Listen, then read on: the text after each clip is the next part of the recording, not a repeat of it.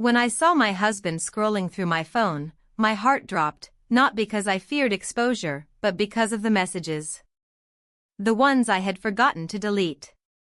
I lunged to grab the phone from his hands, but he pulled it back quickly and kept reading. I watched his face shift, second by second, line by line, and I felt my world collapsing with every swipe of his thumb. Yes, now he would know the truth. But not the whole truth. His hands trembled as he scrolled deeper, and I knew he was about to reach the one message that would destroy everything. The one message that made no excuses, that held no ambiguity. Just clarity. My phone suddenly vibrated in his hands. A new notification appeared on the screen. I saw the color drain from his face as he read the sender's name. He froze. Didn't blink. I bit the inside of my cheek, an old habit when I panic. My anxiety mixed with dread, and the weight of everything I had done pressed down on my chest like a boulder. His breathing grew heavier, I could hear it from across the room. This was it. The very moment I had feared for 3 months. Because 3 months ago, I made a mistake. A mistake that changed everything. And now, I don't know what to do. But let me tell you how it all happened. Before I share the secret I tried so hard to bury, write in the comments where you're watching from, and answer this. Have you ever had a secret you tried to hide with everything you had, but in the end, you failed? It didn't start with an affair. It started with silence. A kind of silence that doesn't come from arguments or tension, but the slow kind. The one that sneaks in through daily routines and makes itself at home. It builds itself into your mornings, into dinners that are quiet even when someone's talking, into nights spent back to back in bed. That kind of silence had wrapped itself around our marriage like ivy. My husband wasn't cruel. He wasn't distant in any loud or intentional way. He was just elsewhere. Always in work mode, always preoccupied, always content to let time pass between us without asking why we barely touched anymore. I didn't realize how much I craved being seen until I noticed he didn't look at me anymore. Our daughter had moved out last year, and with her departure went the last shared thing we had between us. The dinners with her. The conversations about her. Her noise, her presence, had been the bridge that connected us. Without her, the house felt like a waiting room.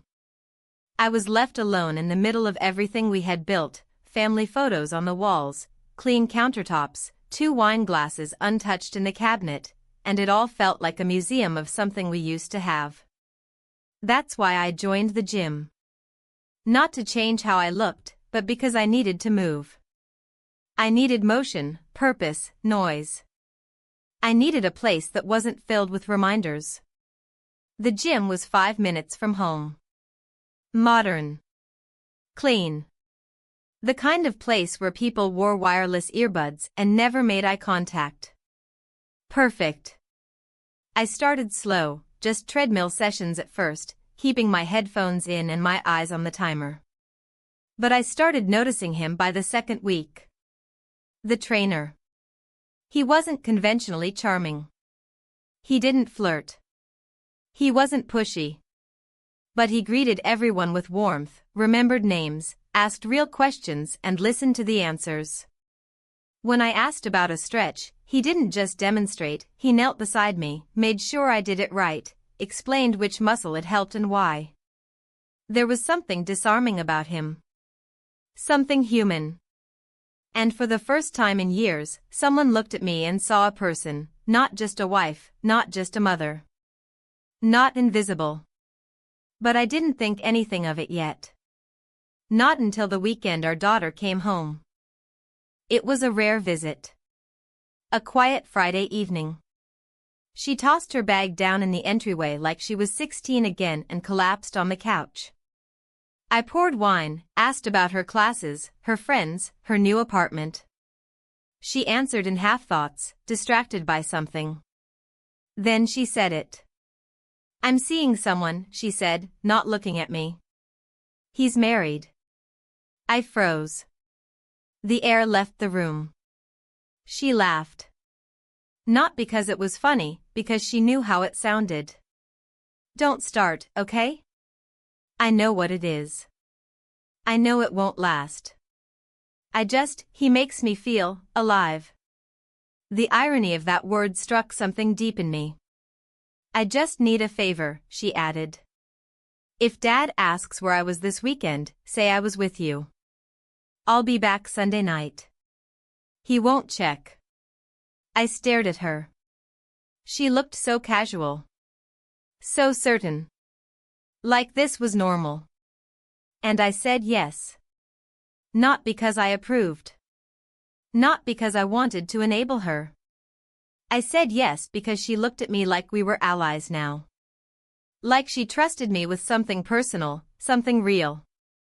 The next morning, I drove her to the station, kissed her cheek, and watched her leave like she was heading off to war. That evening, I didn't want to be in the house. I didn't want to face the empty chair across from me at dinner. I didn't want to sit in the silence again. So I went to the gym. It was quieter than usual. He was there. He waved, asked how my weekend was going. I said something vague. I think I laughed.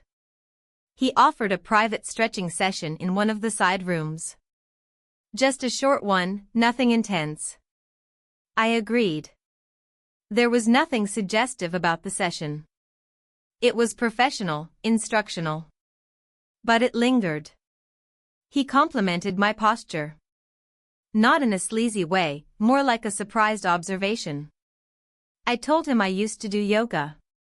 He asked why I stopped. I said, life happened.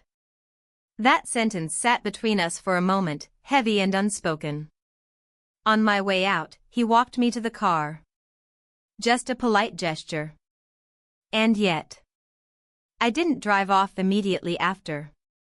I sat there in the driver's seat for a long time, hands on the wheel, headlights off.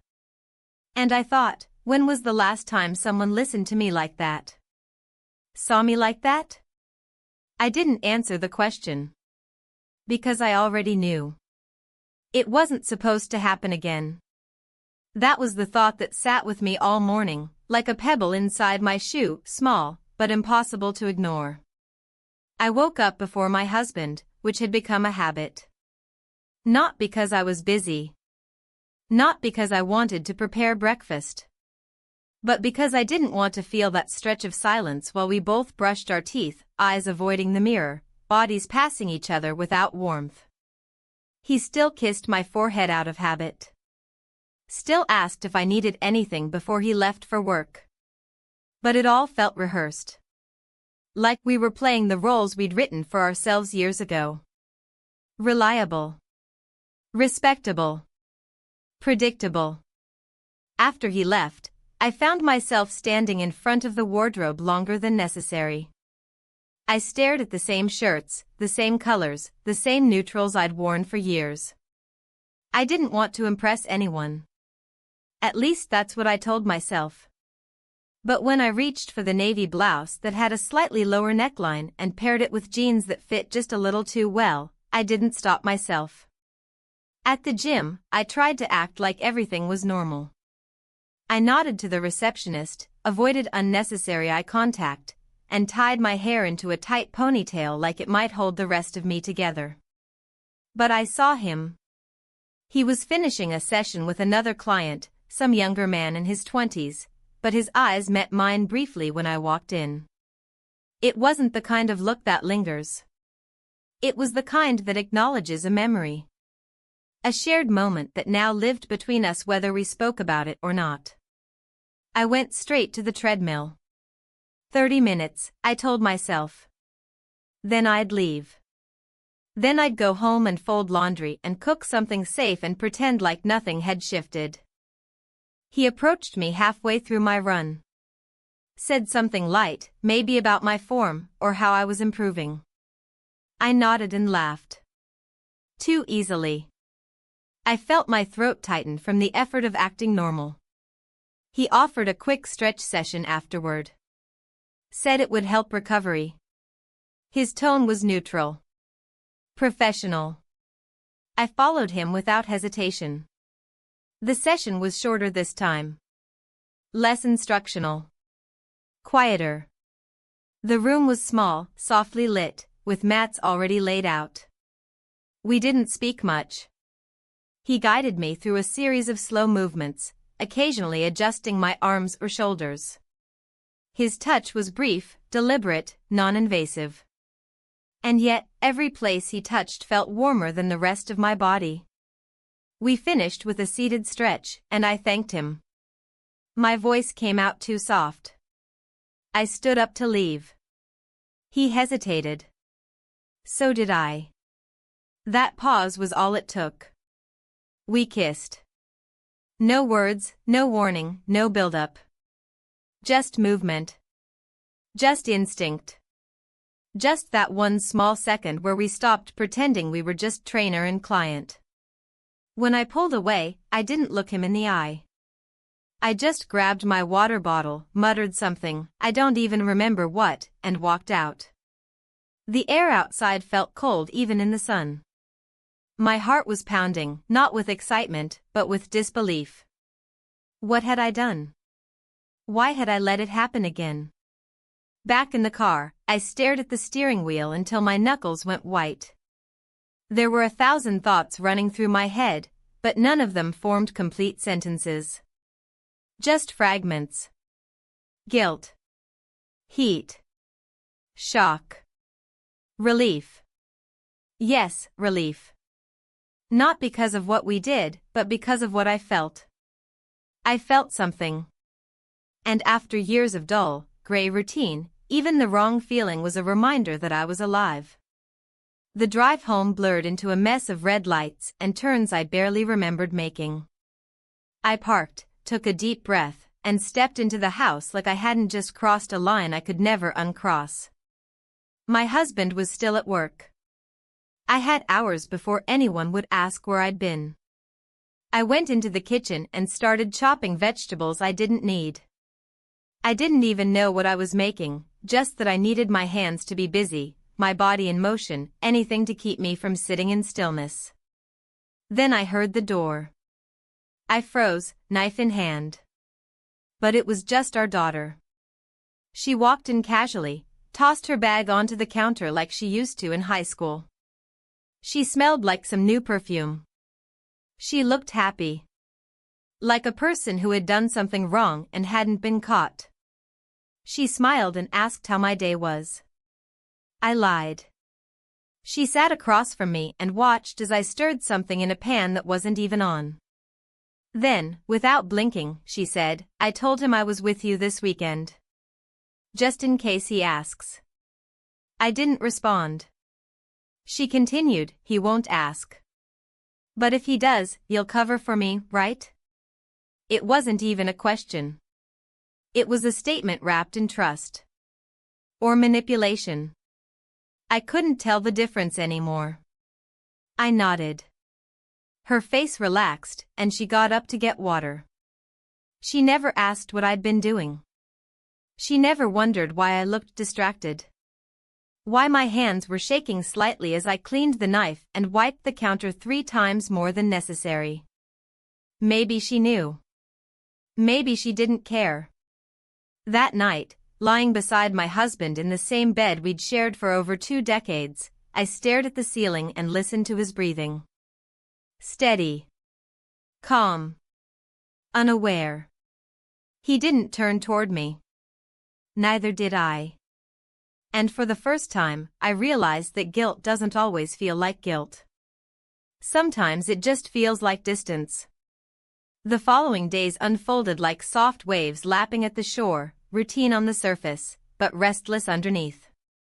I moved through the house with practiced motions, folding laundry, checking the mailbox, rearranging items in the fridge that didn't need to be moved. Every action was mechanical, as if staying busy could somehow hold the truth at bay. My husband continued his usual patterns. He came home late 2 nights in a row, citing meetings, though I didn't ask for details. I didn't want to test how well I could pretend. There was something in his voice that felt slightly more alert than usual, like he was beginning to pay closer attention to things he had long ignored. I noticed he lingered near the dining table when our daughter and I spoke. I noticed how his eyes shifted between us, searching for something, perhaps signs of closeness that hadn't existed before, or secrets exchanged in silence. At one point, he asked if she had plans for the weekend. She answered too quickly, too easily, her tone casual but too measured. I saw it in his face, he noticed. He didn't press further, just nodded and returned to his laptop. Meanwhile, I couldn't get the memory of that kiss out of my mind. Not because it was grand or cinematic. It wasn't. It was brief, unexpected, and dangerously quiet. But it lingered the way some moments do, not in what they were, but in what they implied. And the silence that followed it was louder than the act itself. I avoided the gym for a few days.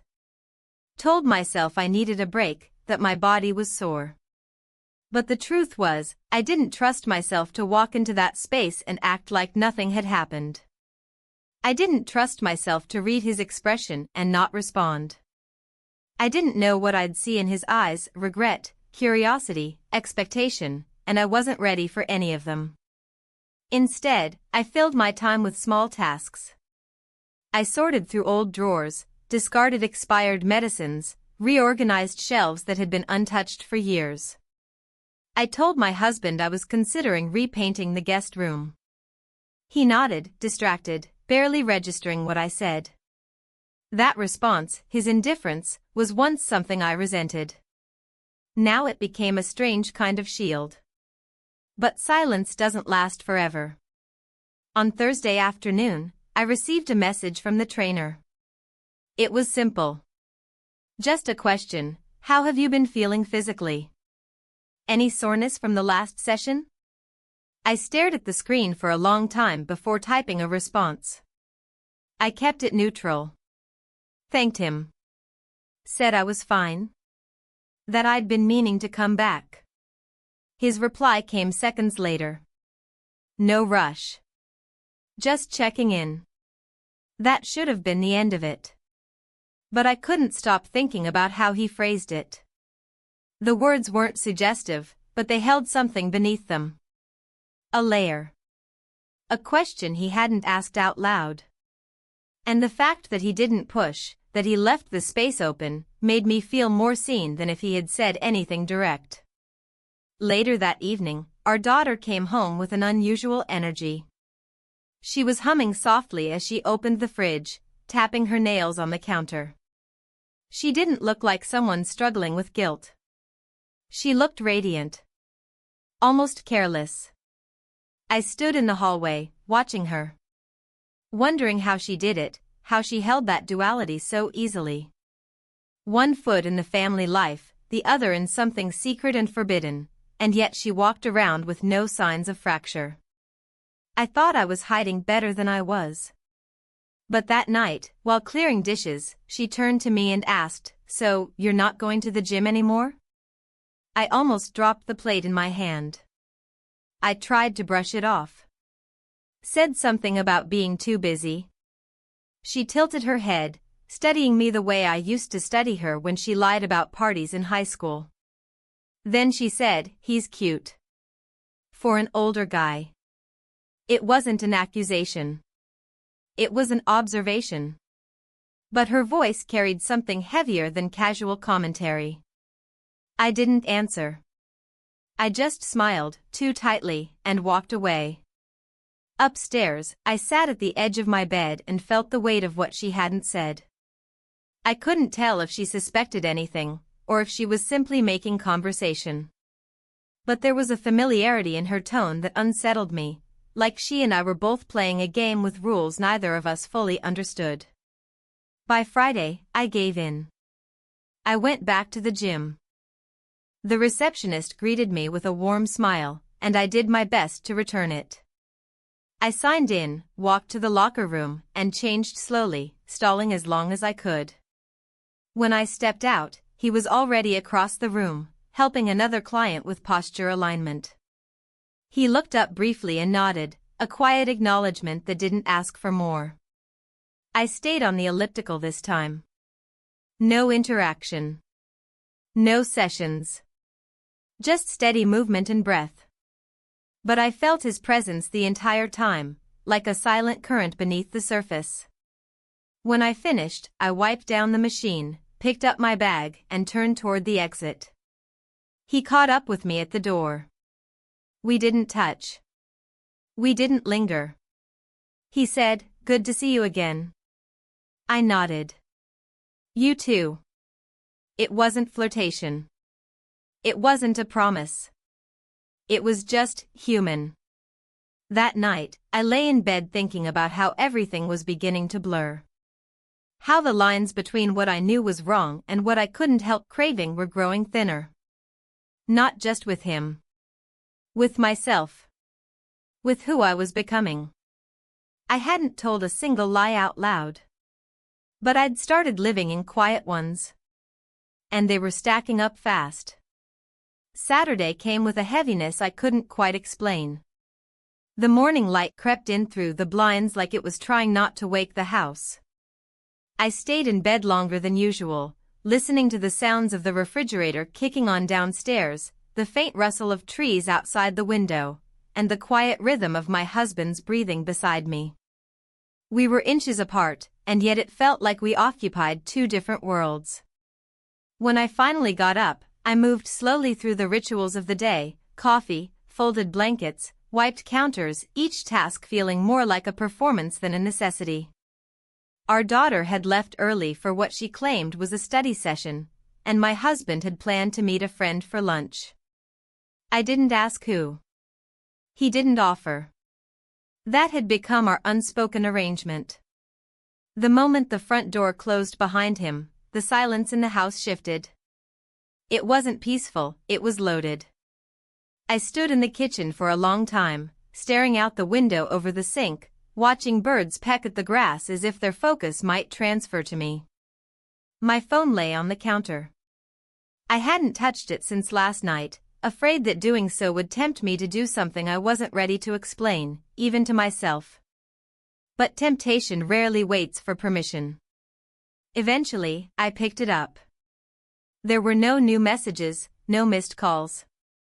The absence felt louder than a full inbox. I opened the thread with the trainer.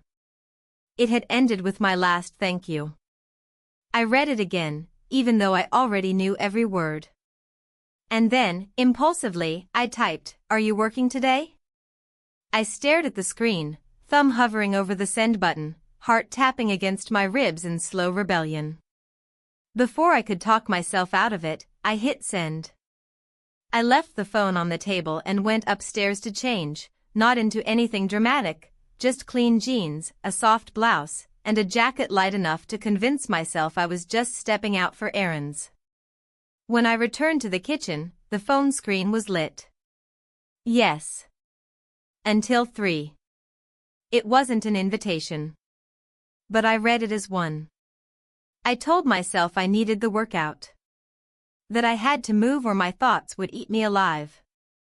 That this wasn't about him. That I was just reclaiming a space I had every right to occupy. But every excuse I whispered to myself echoed with dishonesty.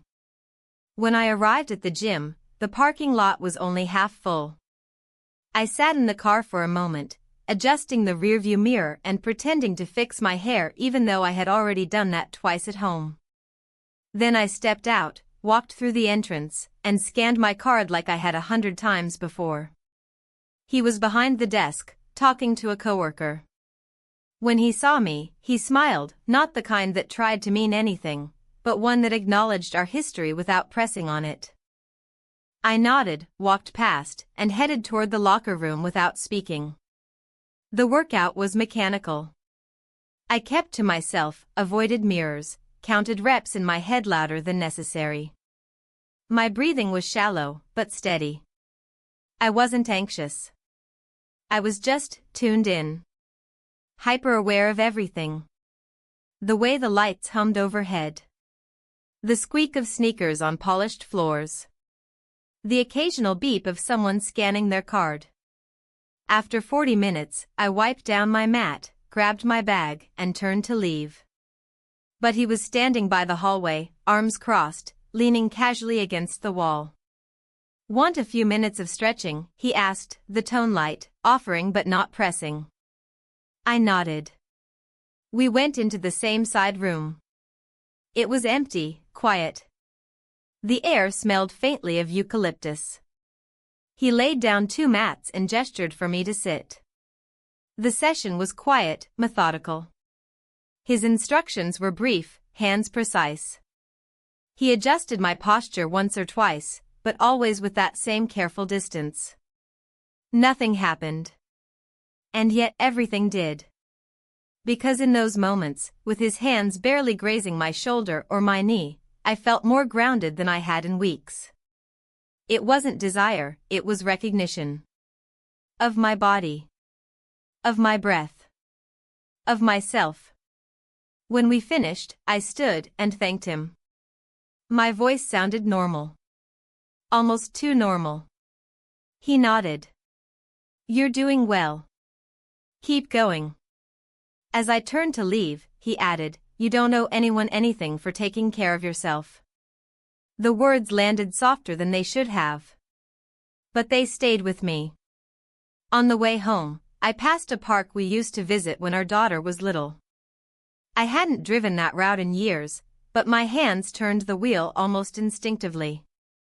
I parked without thinking, walked to the edge of the playground, and sat on a bench, hands in my lap. I remembered afternoons spent here, chasing a giggling child across the grass, my husband beside me with coffee and a camera. We had laughed so easily then. The kind of laugh that starts deep in the stomach and bubbles up without permission. The kind of laugh I hadn't heard from either of us in years. Now, the park was quiet. The swings moved slightly in the wind, empty. The silence felt different here. Not heavy. Just honest. I stayed until the sun started to lower. Then I drove home slowly, every red light giving me more time to sit with myself. That evening, my daughter returned with a bag of takeout. She was smiling again. She asked if I wanted to eat with her, and I said yes. We sat at the kitchen table, picking at noodles and watching a show we both pretended to follow. At one point, she glanced at me and said, "You seem different lately. Lighter." I froze, chopsticks midair. Then I smiled and said, "I'm just trying to take better care of myself." She nodded, like she believed me. Or at least decided not to ask more. Upstairs, my husband was already asleep by the time I crawled into bed. I lay beside him in the dark, eyes open, heart quiet. I wasn't proud of anything I'd done.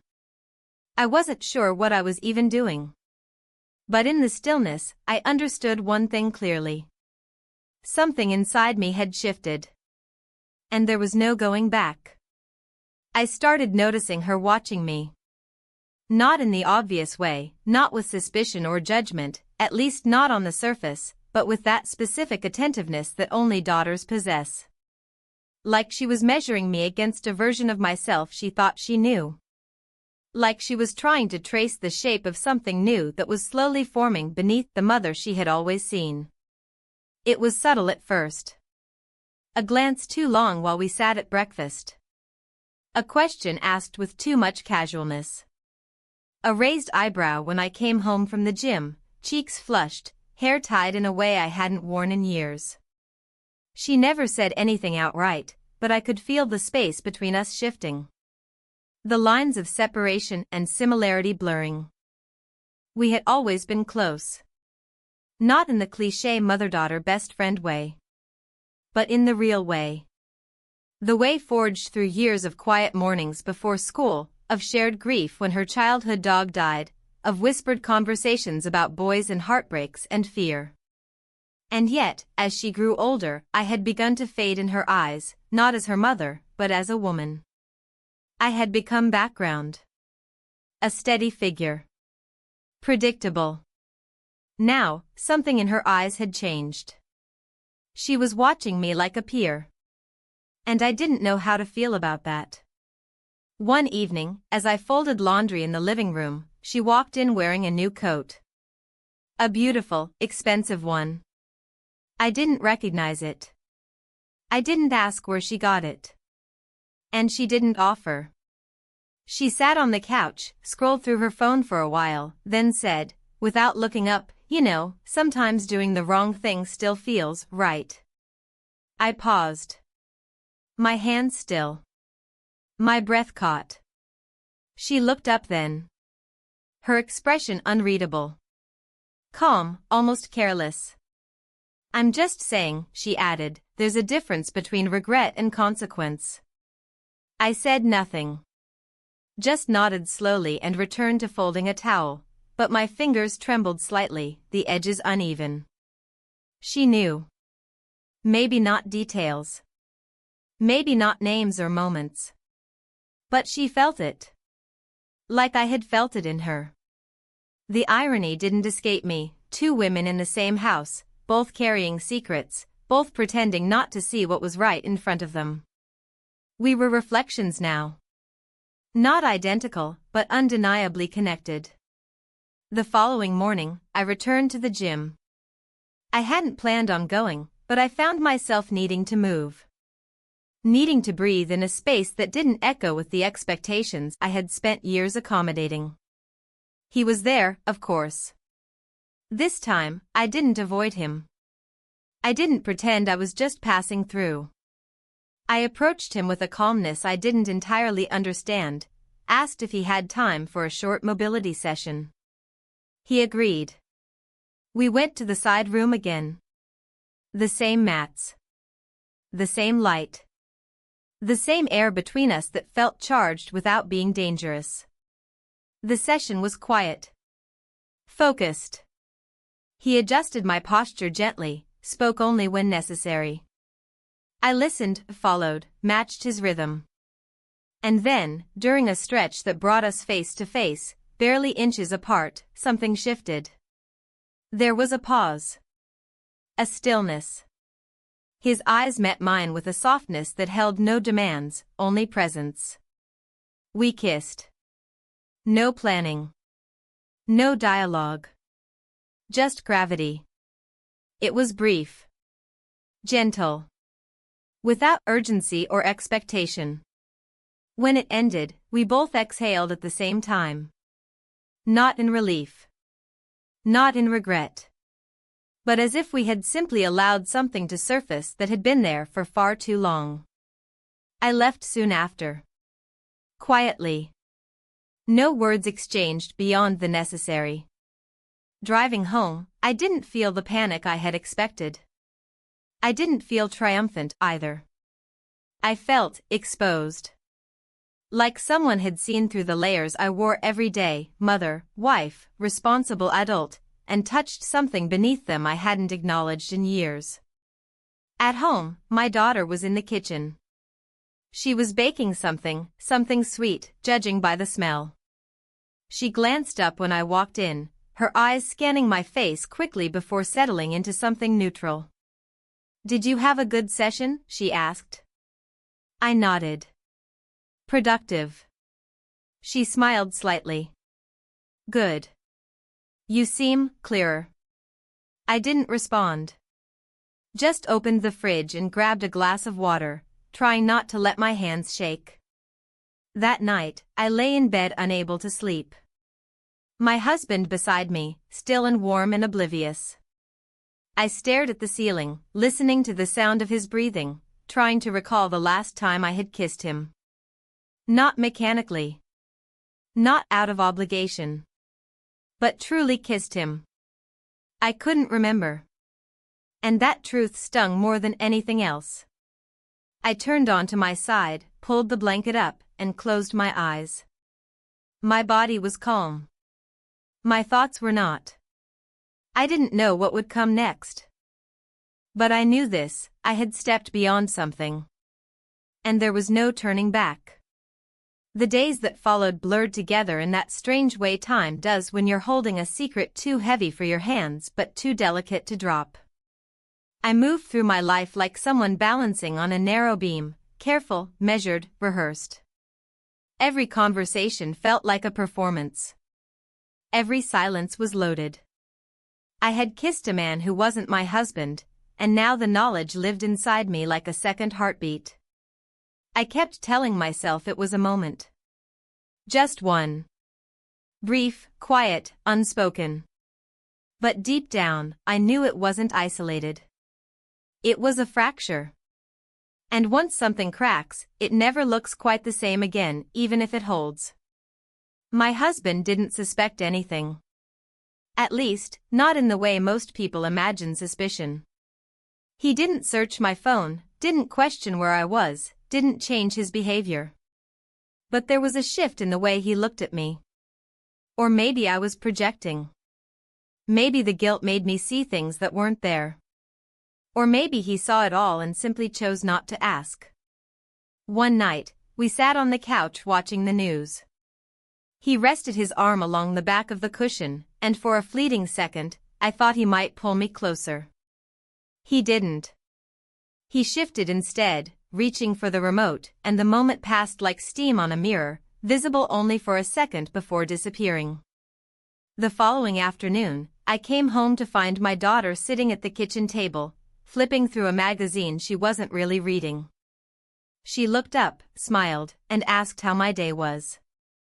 I answered automatically, told her I'd run errands, stopped by the grocery store, picked up a few things we needed. She nodded and returned to her pages, but the moment her eyes dropped, I felt a chill. Not from her gaze, but from mine. I had become someone who lied with fluency. Effortlessly. Without blinking. Later that evening, I received a message from the trainer. Not romantic. Not inappropriate. Just a simple hope today's going okay. But it wasn't the content that shook me, it was how much I wanted to respond. How much I wanted to keep that thread alive, even if it never led to anything more. It wasn't about him, I realized. It was about being known. It was about being visible again. That night, as I loaded the dishwasher, I heard the door open. My husband stepped inside, removed his shoes like always, hung up his coat like always, and asked, "Anything interesting happened today?" I answered with a no that came too easily. He paused, then added, "I've been thinking we should plan something. Just the two of us." I looked up from the silverware tray. "A weekend away," he said. "Maybe just a short trip." I blinked. "Where?" He shrugged. "Does it matter?" "Somewhere quiet. We haven't done anything like that in a while." He was right. We hadn't. I couldn't even remember the last time we had gone anywhere that wasn't a family obligation or a work-related function. Something about the suggestion touched something soft inside me, and for a moment, I wanted to say yes with sincerity. But instead, I said I'd think about it. That I needed to check my schedule. That there might be things I had already promised our daughter. All true in fragments. But none of it was the real reason I hesitated. Because the truth was, I didn't know who I would be on that trip. The wife? The woman carrying a secret? The version of myself I used to be? The next morning, I went to the gym. It wasn't intentional. I hadn't planned it. I found myself driving there without fully realizing I had started the car. The sky was gray, the kind of gray that stretches across the horizon like a tired sigh. I walked in, scanned my card, and headed to the same hallway where he usually waited. He was there. We didn't speak immediately. I went through my usual routine: treadmill, water, light strength training. I avoided looking at him. I didn't want to invite anything, not yet. But I felt his presence like static in the air.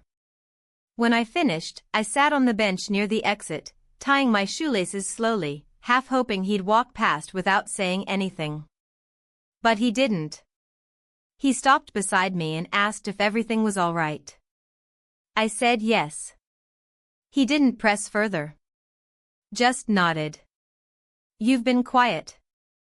I nodded too. There's a lot going on. A pause.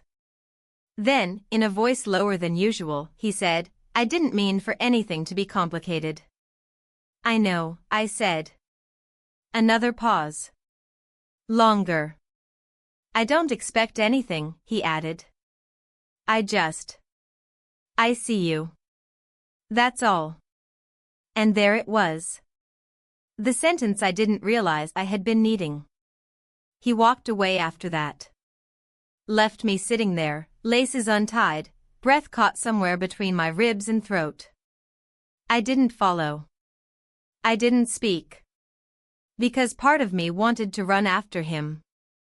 And part of me knew that would unravel everything. I stayed in the car a long time before going home. When I finally walked through the front door, my daughter was there again. She looked at me with that same quiet scrutiny, then said, Dad mentioned something about a trip. I nodded. He brought it up. She watched me carefully. Are you going? I don't know. Another pause. Then she said, You used to be spontaneous. The sentence hit harder than I expected. It wasn't an accusation. It was an observation. But it felt like a mirror being held up to a version of myself I didn't even realize had faded. That night, after dinner, my husband and I sat on the back patio with tea. The evening air was cool, the sky a soft blend of indigo and smoke. He leaned back in his chair and looked at me for a long time. I've been distant, he said. I know that. I didn't respond. I don't want us to drift any further than we already have. Still, I said nothing. Because what do you say when someone is trying to reach for you while you're still deciding whether you're ready to be held? I looked at him and smiled, but it didn't reach my eyes. The silence between us said more than either of us could manage. And deep down, I knew things were shifting again. But this time, I wasn't sure in which direction. The day it happened started like any other. There was no ominous sign, no shift in the air to warn me. Just the sound of birds outside the kitchen window, the familiar drip of the coffee maker, and the steady routine that wrapped around my mornings like a well-worn sweater. I stood at the counter stirring sugar into my cup, listening to the low hum of the dishwasher, when I caught my own reflection in the glass. For a moment, I didn't quite recognize the woman looking back. There was something in her eyes, some quiet exhaustion, some flicker of defiance, that didn't match the smile I wore when others were watching. By mid-morning, the house was empty again. My husband had gone to work. Our daughter had stepped out to meet a friend. And I was left with the stillness that had become all too familiar. I walked through the rooms, picking up a book I didn't plan to read, straightening picture frames that were already straight, pretending to be occupied when, in truth, I was trying to silence the noise in my head. It was then that I received his message. Simple. Uncomplicated. Just a question. Would you like to meet for coffee later? No pressure. I stared at the words longer than necessary. My thumb hovered over the screen as I considered my response. I knew what it might mean. I knew what it already meant. But some part of me was tired of living in the pause between longing and denial. I replied with one word, yes. We met at a quiet place just outside the neighborhood, a small cafe tucked between a bookstore and a florist. The kind of place that smelled like cinnamon and fresh ink, where people spoke in soft voices and no one paid attention to anyone else. I arrived first. Sat near the window. Ordered tea I wouldn't finish. When he walked in, I felt a shift, not in the room, but in myself. A centering. A quiet acceptance of where I had arrived. He didn't sit across from me. He sat beside me, close enough for our shoulders to almost touch. We didn't speak for a while. Just watched people pass by on the sidewalk, both of us pretending that we were just two acquaintances catching up on a mild afternoon. Eventually, he looked at me and asked, "How are you?" I could have said fine. I could have said busy. But instead, I said, "I don't know." He nodded, like he understood more in those 3 words than if I'd spoken 100. We left the cafe together. Walked without purpose, letting our feet decide the direction. The sky was overcast, the air thick with the promise of rain that never came. We didn't talk much. But when we did, the words felt unforced, like slipping into a conversation already in progress. At one point, he reached out, not for my hand, not for anything obvious, but just placed his fingers briefly on my wrist, like anchoring me to something real. And I didn't pull away. We ended up at his place. It wasn't planned. It wasn't even suggested. It simply unfolded the way water finds the lowest point, naturally, inevitably. I stepped inside and stood in the doorway for a moment, unsure of where to place myself.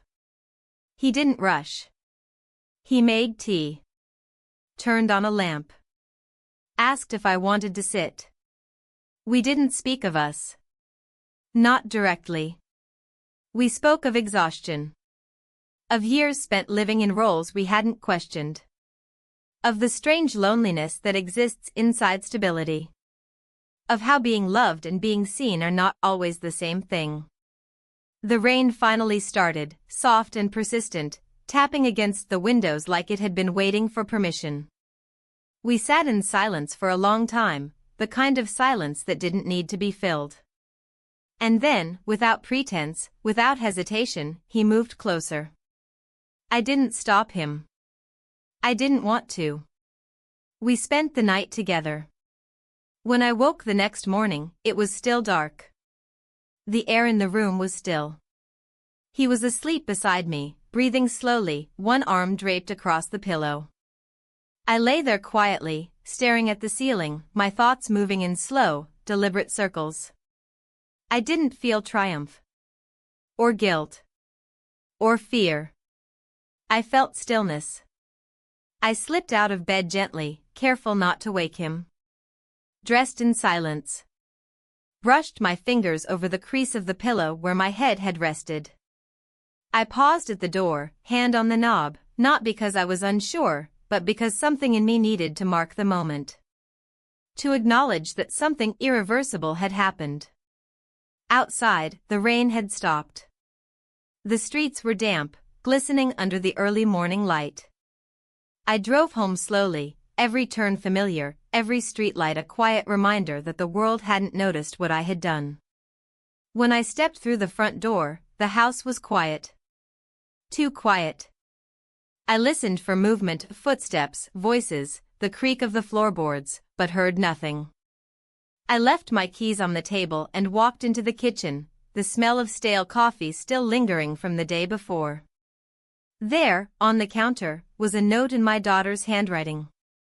Went to the library. Be back later. I stared at the paper for a long time, my fingers tracing the curve of each letter. The simplicity of it felt almost cruel.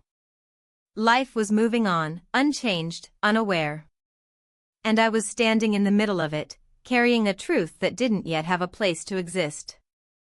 I walked upstairs and found my husband still asleep. He looked peaceful. Uncomplicated. Familiar in a way that hurt. I stood in the doorway, watching him, trying to reconcile the person I had been with the person I had become. I didn't know what came next. But I knew that nothing could return to what it had been. And for the first time, that didn't terrify me. It just felt true. In the days that followed, everything took on a strange clarity. Not peace, there was nothing peaceful about what I had done, but a kind of quiet precision, as though all the roles I had been juggling suddenly aligned. I didn't feel lighter, but I moved with less hesitation. I cooked, I cleaned, I answered calls. I nodded when my husband told me about a work colleague's promotion, smiled when my daughter showed me a photo of her new boots, and even laughed once or twice when I didn't mean to. I was performing, yes, but for the first time, I was acutely aware that I was. The morning after, I had woken early, earlier than I needed to, and found myself reorganizing the linen closet. My hands worked methodically, folding towels into symmetrical squares, lining sheets by size and color. It was absurd, of course. But it was also necessary. Order gave me something to hold on to, however artificial. My husband seemed calmer. He had been more present in recent days, perhaps sensing the distance that had been stretching quietly between us for years was now threatening to snap. He offered to cook dinner one night, something he rarely did. He poured me a glass of wine without asking if I wanted it. He asked if I'd like to go for a walk after. We walked side by side, past houses we'd lived next to for 2 decades but never really noticed. He talked about our daughter, about her independence, her confidence, how proud he was. I nodded along, making the appropriate sounds, but inside I was somewhere else entirely. Not because I didn't care, but because I didn't know how to reconcile his warmth with what I had done. When we got home that evening, I went to the bedroom and found an envelope on my pillow. Inside was a brochure for a bed and breakfast 2 hours upstate. Tucked into the folds was a handwritten note. No pressure. Just us. Think about it. He was trying. And I hated that it made me feel worse. The guilt wasn't sharp, it wasn't a stabbing kind of pain. It was slow and dull, like carrying something too heavy for too long. And now that he was reaching toward me again, even in small gestures, I felt that weight increase tenfold. My daughter, meanwhile, was becoming harder to read. She had always been expressive, emotionally transparent in a way I both admired and feared. But now, she watched me the way I had once watched her. Closely. Quietly. Her comments were more pointed, her questions more careful. One evening, while setting the table, she asked, "Do you think people can change?" I didn't look up. "I mean really change," she added, placing the forks down a bit too hard. I answered, "Only if they want to." She didn't respond. Just nodded slowly and went back to the kitchen. That night, I found her jacket on the back of the couch and slipped my hand into the pocket. I don't know what I was expecting, a note, a receipt, a phone number. But it was empty. And still, I felt worse for having looked. I had become someone I barely recognized. And then came the moment that split everything in half. It happened on a Sunday evening. A quiet one. Rain again. The kind that taps gently on the windows like it's asking for permission to come inside. We were having dinner, just the 3 of us. Roast chicken. Steamed vegetables. My husband had poured wine again, and the atmosphere was light, almost cheerful. We talked about nothing of importance. The weather. A new show on television. What to do with the back garden come spring. And then, as I cleared the plates, I heard my name. Softly. From behind. When I turned, my husband was holding something in his hand. A piece of paper. Not printed. Handwritten. I froze. He held it out. "Found it in the trash," he said. His voice was even. Not angry. Not cold. Just tired. I took it from him slowly. It was my own handwriting. A page from a notepad I kept in the kitchen. A grocery list on one side. On the other, words I didn't remember writing. A date. A time. An address. Not ours. I couldn't speak. My daughter sat very still. My husband didn't ask any questions. He didn't raise his voice. He didn't accuse. He just said, "Do you want to talk about it?" And that, somehow, made it worse. Because the fury I expected never came. Instead, there was only space. The kind that invited truth. And I wasn't ready to offer it. I placed the paper on the counter, gently, like it was fragile. I looked at him, searching for a version of myself in his face that might make this easier. But I couldn't find it. And so I said nothing. I walked upstairs. Slowly. Deliberately. I sat on the edge of the bed and stared at the floor. There were 100 things I could have said. 1,000. But none of them felt true enough or empty enough to fit the moment. Downstairs, I heard the soft clink of glasses being put into the sink. The sound of my daughter moving down the hall. No footsteps followed me. No doors slammed. Just quiet. Heavy and sharp. I lay back on the bed and stared at the ceiling until the room blurred around me. This was the moment I had feared. But not because I had been caught. Because now, the truth was in the air. And we all had to breathe it. There's a kind of silence that settles not because things are calm, but because no one knows what to say. That's the silence I lived in the next few days. It wasn't sharp or hostile. It was muted, soft around the edges, like walking through fog. No fights. No accusations. Just absence. Of words. Of touch. Of reassurance. My husband didn't mention the note again. He didn't bring it up over breakfast or ask questions when I left the house. But I could feel the shift in the way he moved around me. He had always been quiet, but now his quiet had edges. His presence in a room became a mirror I was too ashamed to look into. And yet, somehow, it was also a kind of mercy. I knew he was giving me space. I just didn't know what to do with it. I busied myself more than usual. Cleaned the bathroom even though it was spotless. Rearranged the spice cabinet alphabetically. Folded laundry with a precision that bordered on obsession. Anything to keep my hands occupied, my mind focused, my body too tired at night to dwell too deeply. My daughter was no easier to read. She didn't ask questions, but her gaze lingered longer than before. She seemed to be watching both of us now, looking for cracks, for explanations that none of us were willing to give. I caught her staring at me while I cooked, her expression unreadable, like she was trying to solve a riddle without all the clues. One morning, she left early without saying where she was going. There was no note this time. No explanation. Just a closed door and the echo of footsteps down the hall. I stared at the empty kitchen table long after she left, wondering when our house had started to feel like a waiting room. By the third day, I found myself standing outside the gym without remembering the drive there. The parking lot was half empty, the morning sun still low. I almost turned around. But I didn't. I walked in slowly, hoping maybe a routine could bring me back to myself. He was there. I hadn't seen him since the night I stayed.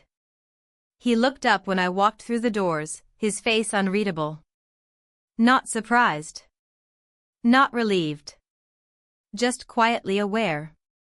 We didn't speak at first. I went through the motions, treadmill, water, stretches, my body on autopilot.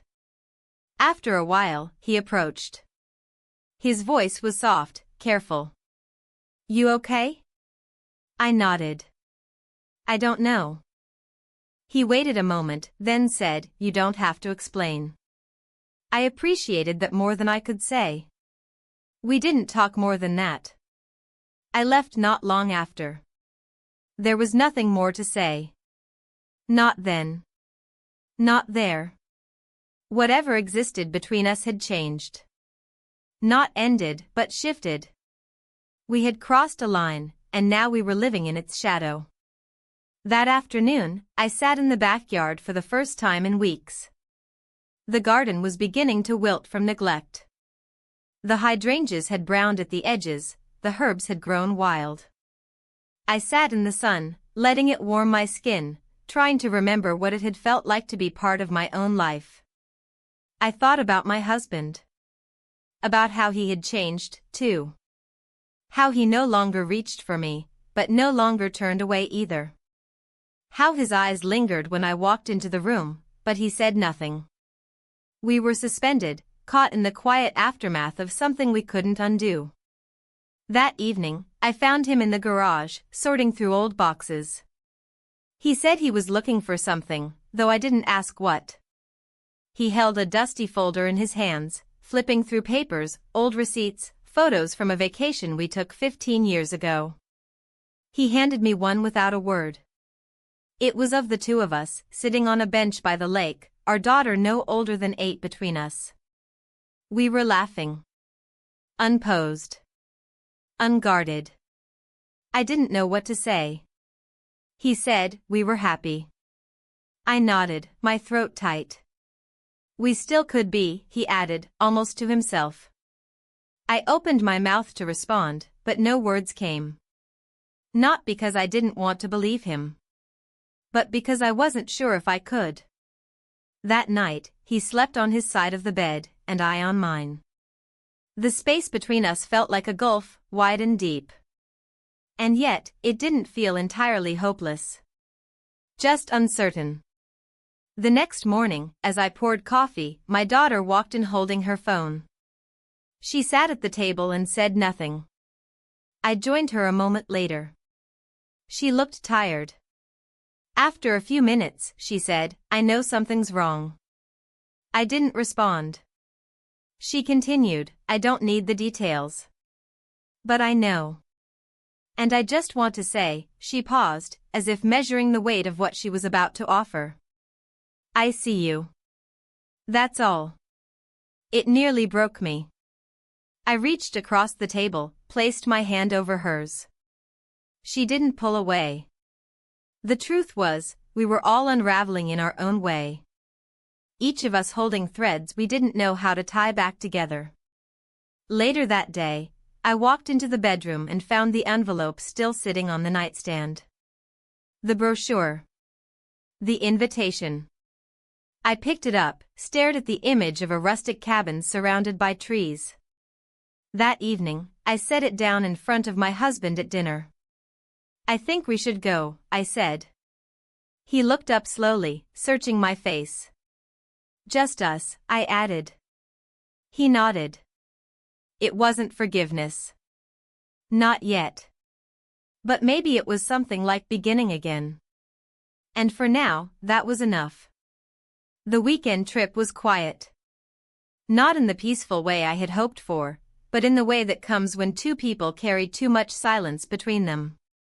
The drive was filled with short observations about the weather, the changing colors of the trees, the occasional mention of something on the radio. We didn't speak about what had happened. Not directly. But it hung between us like a mist on the windshield, unavoidable, but not quite seen. The bed and breakfast was charming, tucked into the edge of a pine grove, its wooden porch painted a soft gray that matched the clouds. The hosts were kind, their voices low, their smiles unobtrusive. We were shown to our room, a corner unit overlooking a small stream, and left alone with 2 mugs of tea and a key that didn't feel heavy enough for what we had brought with us. I unpacked slowly, folding clothes into drawers I wouldn't use, aligning toothbrushes beside a sink that didn't belong to us. He sat on the edge of the bed and unlaced his shoes, watching me without speaking. I didn't meet his gaze. Not because I couldn't. But because I didn't want to read into the way he looked at me now, whether with judgment, sadness, or worse, forgiveness I hadn't asked for. That first evening, we went for a walk through the woods. The path was uneven, and I was grateful for the distraction of roots and rocks beneath my feet. We moved at a steady pace, not fast, not slow. Just enough to feel like we were going somewhere. At one point, he said, I used to think we were unbreakable. It wasn't an accusation. Just a statement. Quiet. Heavy. I didn't answer right away. I listened to the sound of our steps, the distant call of a bird I couldn't name. Then I said, so did I. We didn't say more. And somehow, that honesty felt like the beginning of something, not reconciliation, not resolution, but the first time we had met each other honestly in a long time. That night, we lay in bed without touching. He fell asleep quickly. I could tell by the rhythm of his breathing. I stared at the ceiling, then turned toward the window. The moon was half hidden behind clouds, its light fractured through branches like something searching. I thought about all the versions of myself I had been in the past year. The wife who smiled politely. The mother who pretended not to know. The woman who had stepped outside a marriage not for thrill, not for revenge, but because she no longer recognized herself in her own home. And yet, I had also seen parts of myself come back. The woman who felt alive in her body. Who remembered what it meant to be seen.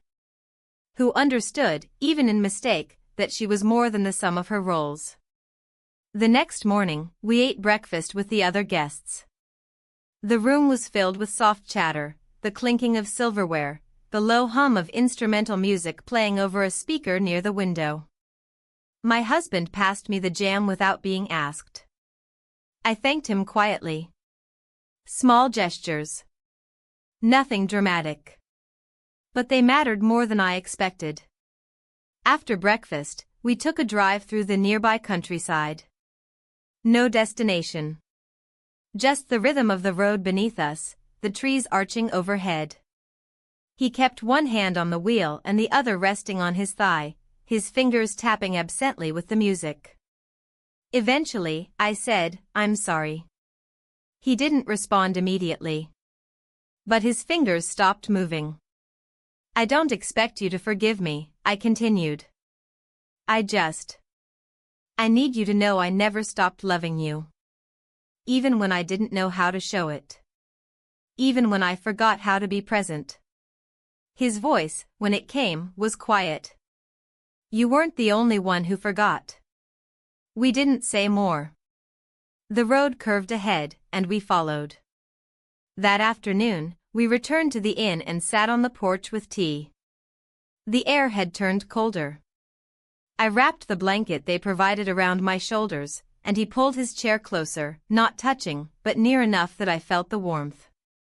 We watched the sky shift from gray to orange to violet.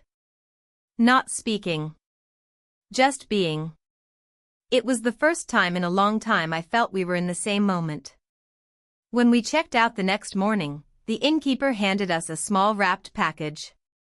Inside was a candle, labeled Second Chances. We both laughed, softly.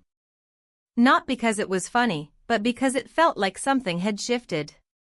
The drive home was easier. The silence between us less sharp. The music filled the car again. He reached over at one point, placed his hand over mine. I didn't pull away. I didn't freeze. I just let it be there. When we arrived, the house looked the same. But something inside felt altered. Our daughter was in the kitchen, sipping coffee, reading something on her phone. She looked up, surprised to see us earlier than expected. Hey, she said. How was it? I looked at her, truly looked, and said, real. She tilted her head, smiled faintly, and returned to her screen. I unpacked slowly. Placed the candle on the mantel. Rearranged nothing. Later that night, I sat at the kitchen table with a blank notebook. I had been avoiding writing anything down. Afraid that once the words were out, they couldn't be taken back. But now, I needed them to exist somewhere beyond my chest. I wrote, there are no clean endings. Only choices. And the hope that we're brave enough to keep making them. I didn't know what would come next. But for the first time in a long time, I knew I would face it. Not as a wife.